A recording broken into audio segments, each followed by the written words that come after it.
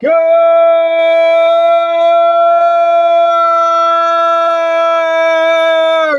I'm still a hard man! Let's go! Alright, so the title of the stream is...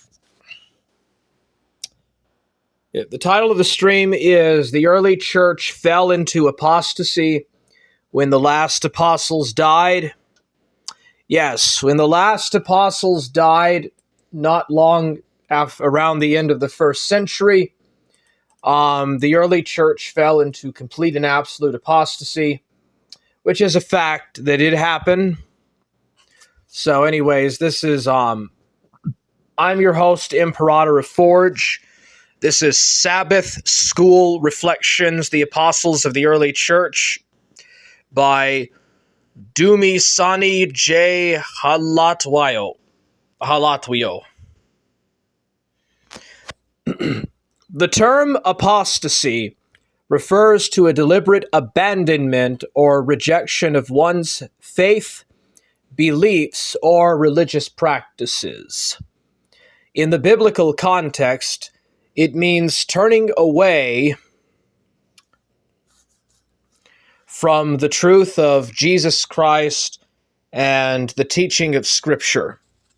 The Apostle Paul uses the word apostasy in 2 Thessalonians chapter 2, verse 3, to describe what he calls a great falling away from the faith before the return of Jesus Christ. In Hebrews chapter 3, verse 12, he uses it to describe those who have known the truth but have since turned away from it. Apostasy is therefore a serious transgression. It involves a conscious rejection of God's law, His revelation, and His offer of salvation. The third chapter of the Great Controversy describes how the early Christian church, after the death of the apostles, gradually deviated from the teachings of Christ and the apostles. This apostasy was marked by a departure from the simplicity of the gospel, the introduction of pagan practices and doctrines, and the rise of an oppressive church structure. The chapter highlights key figures and events that contributed to this decline, including the influence of Greek philosophy, the establishment of the papacy, and the persecution of those who held to the original teachings of Christ. Overall, the chapter presents a sobering account of how the early church lost its way, perpetuating the great controversy between Christ and Satan. Dangers. With the passing of the apostolic era, the church began to deviate from its foundation. Greek philosophy, Gnosticism in particular, introduced a false intellectualism and spiritualism that undermined the simplicity of the gospel. In Gnosticism, humans possess a divine spark that seeks reunification with the divine, and they must undergo a quest to rediscover their inherent divinity. These false teachings led to a decline in the authority of Scripture and the rise of speculative theories and traditions. Remember that the Pharisees also clung to traditions, just like how the Orthodox and the Roman Catholics cling to various types of traditions. Well, so did the Pharisees. The rise of speculative theories and traditions in recent years reflects a growing desire for meaning and understanding in an increasingly complex world. From conspiracy theories to spiritual practices, these belief systems offer a sense of control and agency in the face of uncertainty. Fueled by social media and online communities, speculative theories have become more accessible and widespread, blurring the lines between fact and fiction,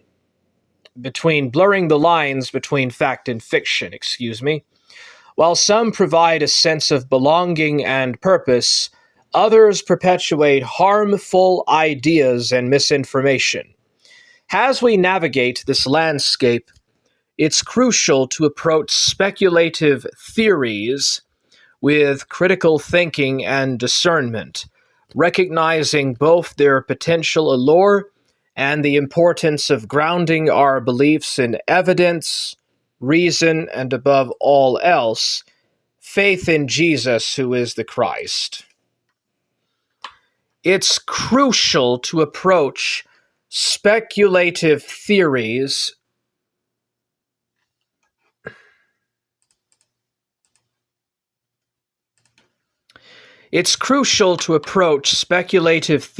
with critical thinking and discernment, recognizing both their potential allure and the importance of grounding our beliefs in evidence, reason, and above all else, faith in Jesus, who is the Christ. The Roman Emperor Constantine promoted Christianity as a state religion, which brought a flood of pagan converts into the church. These converts brought with them their own practices and beliefs, which were incorporated into Christian worship, further corrupting the original teachings of Christ.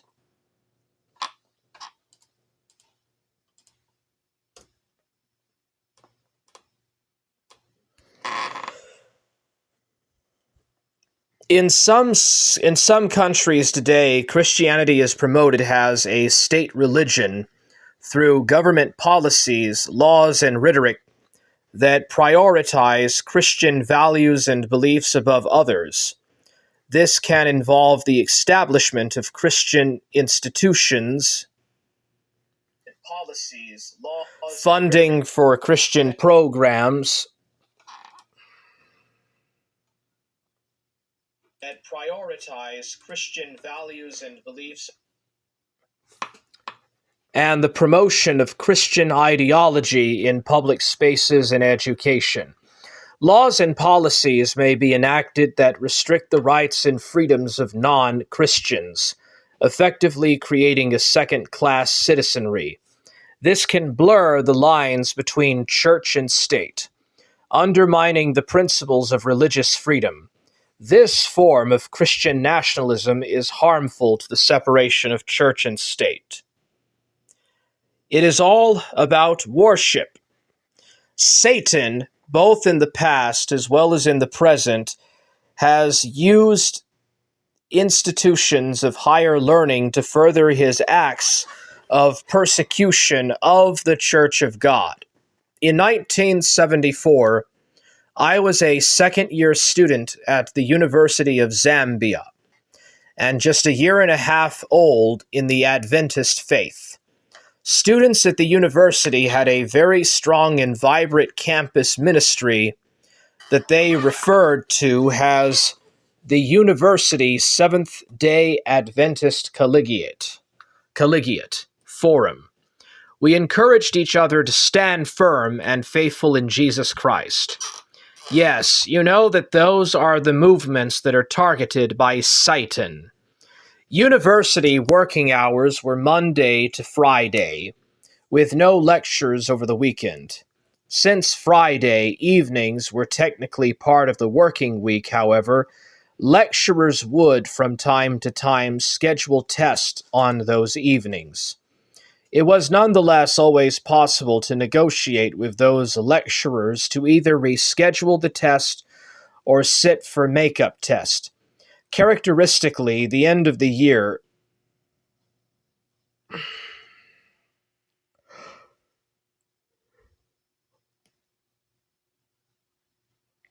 All right, actually, I think that's really it.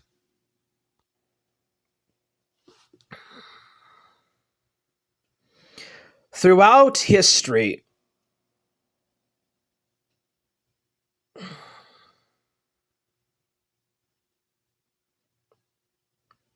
but God is faithful. The year now is 2017. I am a pro vice chancellor at the public university in Zimbabwe, the equivalent of an executive vice president at an American university. Seventh day Adventists are making a huge impact on the university community.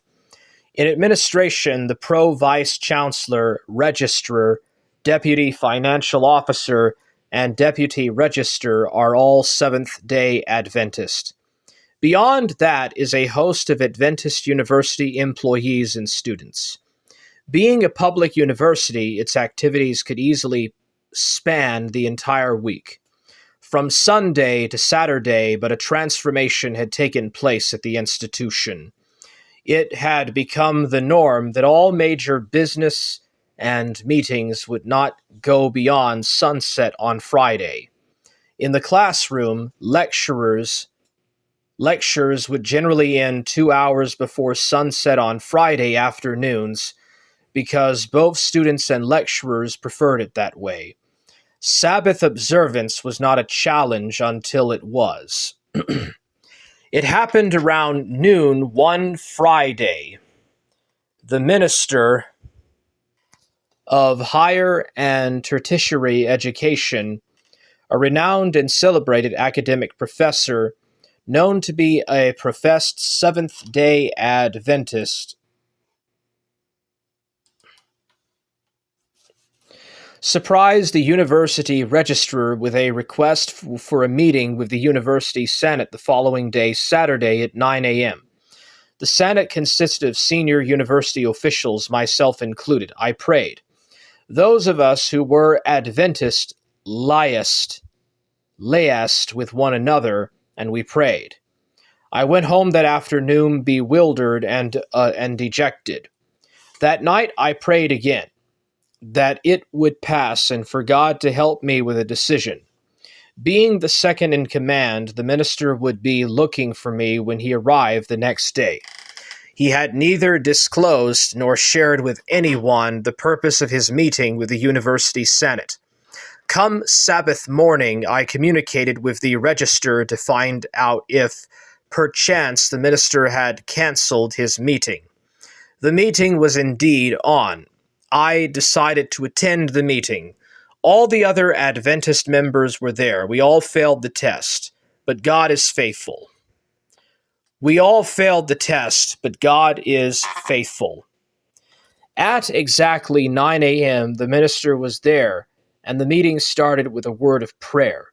The minister informed us that he was an Adventist who knew that Saturday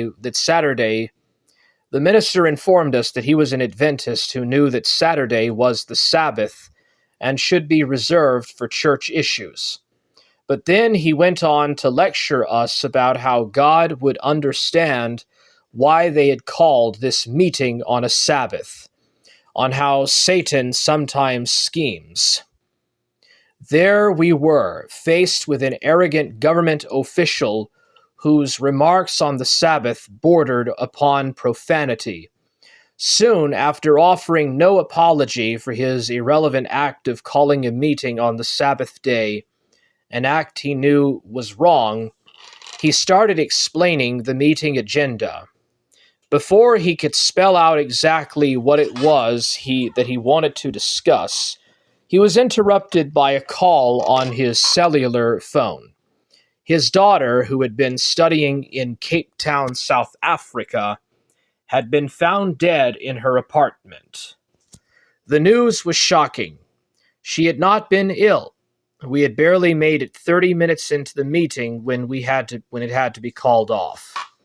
While we all sympathized with him on the loss of his daughter, his actions and our complicity had left a haunting scar on the perception of the sanctity of the Sabbath. Satan has in the past used people in positions of power to fight his battles. On this day, he had effectively used the minister to tempt God's people, and we had failed to measure up to the stature of the 3 Hebrew boys in Daniel chapter 3. Had we been faithful, we would have found that God already knew that the meeting would not proceed.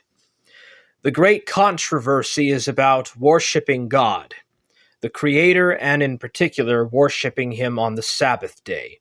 Satan may use people who are outside the church to derail God's followers, but they do not understand what goes on within the church. His most effective onslaught on God's people usually occurs when it's carried out from within the church, using men and women who are in apostasy. Throughout history, the papacy's abuse of power has left a trail of suffering, marginalization, and oppression, casting a dark shadow over its claims of spiritual leadership. Those who held to the original teachings of Christ, such as the Waldenses and Albigenses, were brutally suppressed by the papacy. They were labeled heretics and subjected to persecution, violence, and massacres. The Waldenses were hunted down, imprisoned, and executed, and their properties were confiscated. The Albigenses faced the Albigensian Crusade, which was a 20-year military campaign that resulted in the slaughter of tens of thousands of people. These actions were sanctioned and encouraged by the Catholic Church. Driven by a desire to maintain power and suppress dissent, today God's people are not immune to the allure of power, nor to the enticement of spiritualism and intellectualism. Whatever the temptation may be, we are called to be faithful to the foundational teachings and practices endangered by Scripture. All right, so that's it for today. So, the great apostasy happened when the last apostles and those who followed them died in the early centuries. The entire church fell into apostasy. Only a very small handful of actual believers continue to profess and follow the actual teachings of the gospel. I have been your host, Imperator of Forge. Thank you for watching. Forge Gang! I'm still a heart man! Stay hard!